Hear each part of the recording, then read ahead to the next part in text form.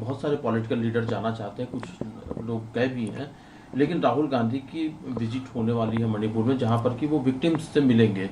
लेकिन भारतीय जनता पार्टी की तरफ से सवाल उठाया गया है कि 2015 से लेकर के 17 तक मणिपुर हिंसा के दौर से गुजर रहा था, ओवी सिंह की सरकार थी। उस दौरान राहुल गांधी ने इस तरह की यात्रा क्यों नहीं की, अभी क्यों जा रहे हैं? कमाल है, गुनाह कर दिया क्या? कितने मतलब कैसे मूढ़ लोग हैं, कोई समझ है? और हिंसा हुई नहीं है, हिंसा हो रही है। प्रतिदिन घर जलाए जा रहे हैं। कैबिनेट मिनिस्टर का घर जला था, 15-17 में भी जला था क्या? इतनी तो सोच होनी चाहिए। कायदे से तो प्रधानमंत्री जी को जाना चाहिए था। हमने तो ऑल पार्टी मीटिंग में ये मांग की, आप एक डेलीगेशन ले चलिए, इसका प्रभाव पड़ता है, हीलिंग टच लोगों को मिलती है। लेकिन आपके लिए तो महत्वपूर्ण है नहीं।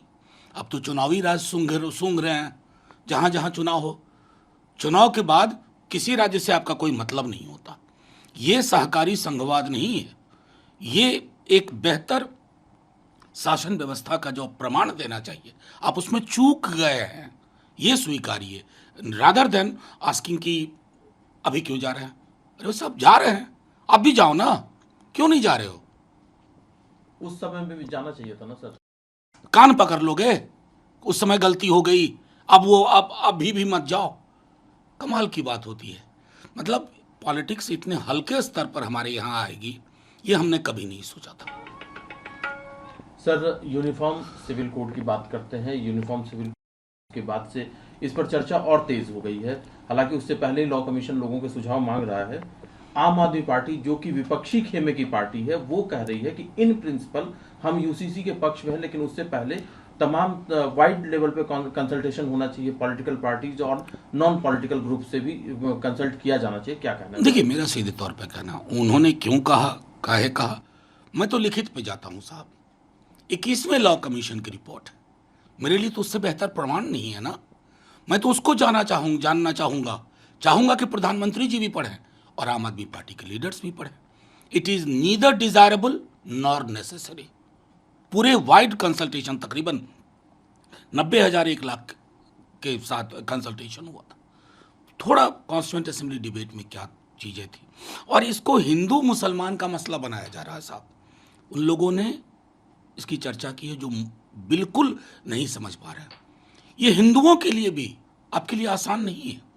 इस विविधता और बहुलवाद के साथ मैंने बार बार कहा कि हिंदू विवाह सेक्रामेंट, विवाह इस्लाम में कॉन्ट्रैक्ट, फिर आपके पास आदिवासी रीति रिवाज हैं छोटे छोटे समूहों के। पूरी दुनिया समरूपता से विविधता की ओर बढ़ रही है और हम उल्टे पांव की यात्रा कर रहे हैं। फिर भी अगर पेशे नजर आपको लगता है कि ये करना ही है, तो आप एक व्यापक संदर्भ में अपने ही डॉक्यूमेंट्स को फिर से पढ़िए और फिर बात करिए।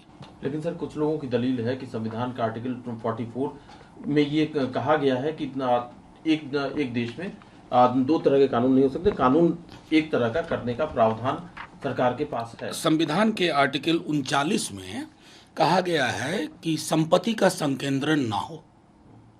इस पर क्यों नहीं चर्चा होती है? इनकम इनइक्वालिटी इतनी है, उस पर क्यों नहीं चर्चा होती है? और जो एक मुसीबत को जन्म दे सकता है, आपकी विविधता का क्षरण कर सकता है, उस पर क्यों चर्चा हो? ये तो चेरी पिकिंग हो गई ना।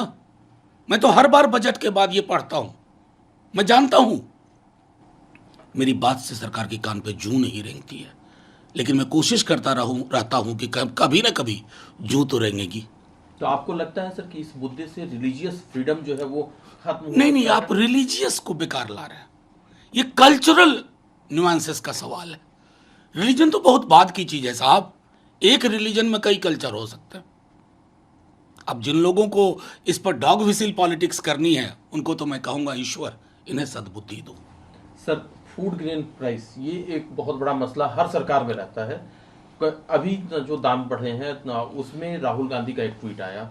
उस ट्वीट मतलब ही नहीं है, तो ये भी नहीं पता है कि तूर और अरहर का दाल एक ही होता है। एक चीज मिस कर रहे हैं, तुअर लिखा और अरहर में ब्रांडेड अरहर लिखा, फर्क उनको नहीं समझ में आ रहा। ब्रांडेड अरहर क्या चीज होती है? जो आप ऑनलाइन खरीदते हैं, उनके प्राइसेस देखिए।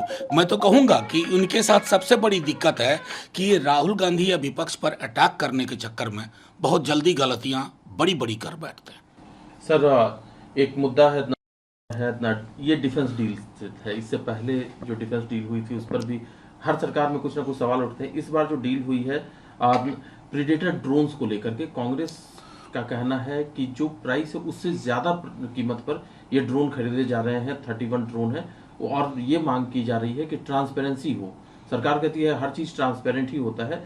क्या कहना है सर? देखिए, मेरा दो चीज़ों पे मुझे समझ में नहीं आया। अक्सर खरीद से पहले कैबिनेट कमेटी की बैठक होती है जो इससे संबंधित, क्या वो बैठक हुई? वो अगर बैठक हुई तो उसके बारे में भी पारदर्शिता चाहिए, नंबर एक। नंबर दो, क्या इसमें कोई स्वनाम धन्य प्राइवेट पार्टी इन्वॉल्व है? दूसरी चीज़ ये है। तीसरी चीज़ कि सरकार को स्पेसिफिकेशन के साथ ये बताना होगा कि जो कम कीमत बताई जा रही है, जो जैसे यूके ने लिया, तो आप में इसमें अगर फ़र्क है तो क्या स्पेसिफिकेशन की वजह से है? ये सारी चीज़ें जब तक पब्लिक डोमेन में नहीं आएगी तो शंका तो होगी ही। आज आपकी सरकार है, आप पर्दा डलवा लेंगे, हम जानते हैं, लेकिन जब नहीं होंगे ना तो अलमारी खुलेगी। फाइलें तो नष्ट नहीं होती है ना, होपफुली, तो फाइलों से सब पता चलेगा। इससे पहले ही बता दीजिए सब। सर, राहुल गांधी के भी जॉर्ज सोरोस से कैसे मिले, क्या ऑर्गेनाइज हुआ, और एक नाम जो इसमें आ रहा है सुनीता विश्वनाथ का, और ये सवाल पूछा जा रहा है कि उनसे मिले या नहीं मिले राहुल। देखिए, मैं बहुत घटिया स्तर पर ये लोग आ गए हैं और ये परेशान से हो गए। मैं यकीन के साथ कहता हूँ, कैबिनेट मिनिस्टर फोटो लेकर के एक प्रेस कॉन्फ्रेंस में बैठे और एक मिथ्या तथ्य पर, एक मिथ्या विषय पर अपनी बात रखे। पलट के कांग्रेस वाले पूछ सकते हैं मेहुल भाई का क्या हुआ रे? मेहुल भाई थे ना, वो कहाँ गए? वो तो सीधा प्रमाण है ना। मेहुल भाई आज कहाँ मौज कर रहे हैं किसी को नहीं पता। तो पॉलिटिकल वोकैबुलरी का संजीदगी भरा होना बहुत ज़रूरी है। और आपकी हताशा समझ सकता हूँ, मैं जान रहा हूँ बीजेपी के लोग जिस प्रकार की बयानबाजी कर रहे हो, तो उससे तो ये स्पष्ट है कि ज़मीन बड़ी तेज़ी से खिसक रही है पाँव के नीचे की। सर, एक आखिरी सवाल है। हिंदुस्तान, उनका ये कहना है कि दिन में ट्रेड और रात में टेररिज्म ये चल नहीं सकता है। उन्होंने साफ तौर पर ये संकेत नहीं, साउंड्स गुड। सुनने में ट्रेड और टेरर को मिला करके बोला, लेकिन क्या ये पहली बार वो बोल रहे हैं जयशंकर जी? या विभिन्न सरकारों के लोगों ने ये ऐसा नहीं कहा?